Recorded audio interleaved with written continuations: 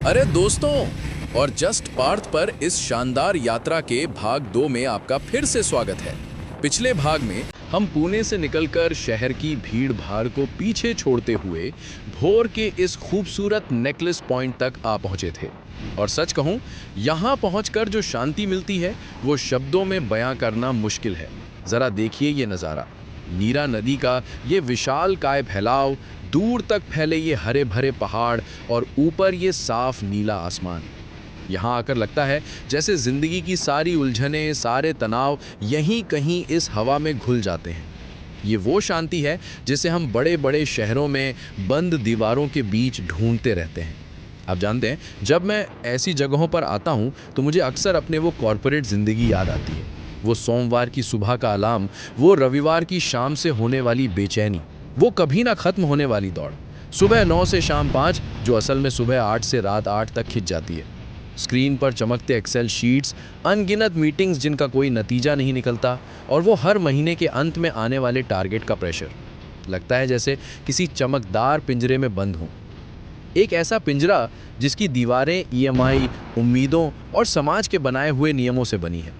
हर दिन बस एक ही सपना देखता हूँ कि कब इन सब बंधनों से आज़ाद होकर बस इस सड़क पर निकल जाऊँ। कोई सीमा ना हो, कोई कैलेंडर ना हो, कोई लक्ष्य ना हो, बस यात्रा, एक असीमित अंतहीन यात्रा। एक पुरानी कहावत है ना, जीवन का अर्थ यात्रा में है, मंजिल में नहीं। और मुझे लगता है कि मैं इसी दर्शन को जीने की कोशिश कर रहा हूँ। क्योंकि मंजिल तो शायद एक भ्रम है, असली मज़ा तो इस रास्ते का है।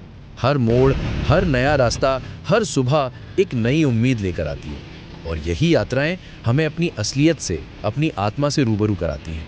ये हमें सिखाती हैं कि हमारी समस्याएं कितनी छोटी हैं इस विशाल प्रकृति के सामने। और इस यात्रा में ये मेरी ट्रायम्फ स्पीड 400 सिर्फ एक बाइक नहीं है, ये मेरी आज़ादी का प्रतीक है, मेरा साथी है। ये सिर्फ एक मशीन नहीं, एक दोस्त है जो बिना कुछ कहे सब समझता है। इसके इंजन की गड़गड़ाहट मेरे लिए किसी संगीत से कम नहीं है। ये मुझे उस दुनिया में ले जाती है जहाँ सिर्फ मैं हूँ, मेरी बाइक है और ये खुला आसमान है। खैर, नेकलेस पॉइंट को अलविदा कहकर अब हम आगे बढ़ रहे हैं नीरा देवघर बांध व्यू पॉइंट की ओर। ये रास्ता भी उतना ही खूबसूरत और शांत है। शहर के शोर से दूर इन रास्तों पर सिर्फ हवा की सरसराहट और बाइक के इंजन की आवाज़ सुनाई देती है। लेकिन दोस्तों, जैसा कि मैंने कहा था, खूबसूरती के साथ साथ चुनौतियां भी आती हैं। और इस रास्ते ने हमें निराश नहीं किया। जैसा कि आप देख सकते हैं, यहाँ की सड़कें बहुत अच्छी स्थिति में नहीं हैं। वो खूबसूरत चिकना डामर अब पीछे छूट गया है। अब ये सड़कें काफ़ी संकरी हैं और कई जगहों पर सड़क बनाने का काम भी चल रहा है। आपको हर तरफ बजरी, मिट्टी और छोटे छोटे गड्ढे मिलेंगे जो अचानक कहीं से भी आ जाते हैं। ऐसे में आपको बहुत ज़्यादा सावधानी और ध्यान लगाकर बाइक चलानी पड़ती है, खासकर इन अंधे मोड़ों पर जहां आपको पता नहीं होता कि आगे क्या है। और यहीं पर इन मुश्किल हालातों में ही एक अच्छी सस्पेंशन वाली बाइक होने का फ़ायदा पता चलता है। सच कहूँ तो मेरी ट्रायम्फ स्पीड 400 का सस्पेंशन इन रास्तों पर एक वरदान की तरह काम कर रहा है। ये इन सभी झटकों को और गड्ढों को इतनी आसानी से सोख लेता है कि मुझे ज़्यादा परेशानी महसूस ही नहीं हो रही। इसके आगे के फोर्क्स और पीछे का मोनोशॉक मिलकर एक ऐसा संतुलन बनाते हैं कि राइड आरामदायक बनी रहती है। अगर किसी ज़्यादा सख्त सस्पेंशन वाली बाइक पर होता तो अब तक कमर और कंधों ने जवाब दे दिया होता। तो हाँ, इन रास्तों के लिए अच्छी सस्पेंशन वाली बाइक एक बहुत बड़ा प्लस पॉइंट है। लेकिन ये खराब सड़कें भी इस यात्रा के रोमांच का एक ज़रूरी हिस्सा है। ये हमें सिखाती हैं कि खूबसूरत मंजिलों तक पहुंचने के रास्ते हमेशा आसान और सीधे नहीं होते। जीवन की तरह ही इसमें भी उतार चढ़ाव आते रहते हैं, कभी चिकनी सड़क तो कभी ये ऊबड़ खाबड़ रास्ते। ये हमें धैर्य रखना सिखाते हैं।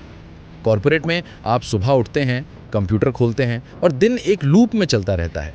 आपको पता भी नहीं चलता कि कब शाम हो गई। लेकिन यहाँ इस सड़क पर हर पल जीना महसूस होता है। आप हर पल जागरूक रहते हैं। हर मोड़ पर एक नया नज़ारा, एक नई चुनौती और उस चुनौती को पार करने की एक नई उम्मीद। दोस्तों, आखिरकार थोड़ी मुश्किलों और ऊबड़ खाबड़ रास्तों के बाद हम पहुंच गए हैं नीरा देवघर बांध व्यू पॉइंट पर। और यहाँ पहुंचने के बाद वो सारी मेहनत, वो सारी थकान जैसे एक पल में गायब हो गई। आप देख सकते हैं, क्या अद्भुत, क्या अविश्वसनीय नज़ारा है। ये वही नीरा नदी है जिसका फैलाव हमने नेकलेस पॉइंट पर देखा था। और यहाँ आकर ये एक विशालकाय जलाशय का रूप ले चुकी है। जहां तक नजर जाती है बस शांत पानी और उसे घेरे हुए पहाड़। ये पानी, ये शांति, ये पहाड़, वो सारी थकान मिट गई। मैं यहाँ खास तौर पर रुका क्योंकि ये जगह मुझे बहुत पसंद है। मैं पहले भी यहाँ आया हूँ और हर बार ये जगह मुझे अपनी ओर खींच लेती है। यहाँ एक अजीब सा सुकून है, एक ठहराव है जो उस भागती हुई दुनिया में कहीं नहीं मिलता। जब मैं इन नज़ारों को देखता हूँ तो मुझे एहसास होता है कि कॉरपोरेट की वो सारी टेंशन, वो सारा तनाव, वो डेडलाइंस, वो प्रेजेंटेशंस, सब कितना छोटा और बेमानी है। और मैं इस पल को, इस खूबसूरती को सिर्फ अपनी आंखों में ही नहीं बल्कि अपने कैमरे में भी हमेशा के लिए कैद करना चाहता हूँ। मैं अपना सोनी मिररलेस कैमरा साथ लाया हूँ और मैं यहाँ कुछ देर रुककर कुछ तस्वीरें लेना चाहता हूँ। सिर्फ इस वीडियो के लिए नहीं बल्कि अपने लिए, उन पलों के लिए जब मैं वापस उस कॉर्पोरेट दुनिया में होऊंगा तो ये तस्वीरें मुझे याद दिलाएंगी कि असली जिंदगी इन दीवारों के बाहर है। यही वो काम है जो मैं करना चाहता हूँ, घूमना और यादें बनाना, तस्वीरें खींचना, ना कि सिर्फ प्रेजेंटेशन और स्प्रेडशीट बनाना।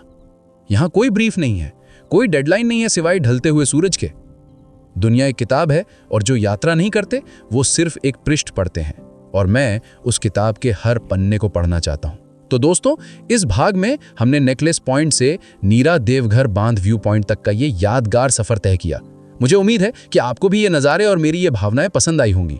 अगले भाग में हम यहाँ से असली रोमांच की ओर बढ़ेंगे, वरांदा घाट, वो घाट जो अपनी खूबसूरती और खतरनाक मोड़ों के लिए जाना जाता है। इस सफर को हमारे साथ जारी रखने के लिए भाग 3 में हमसे जुड़ना न भूलें।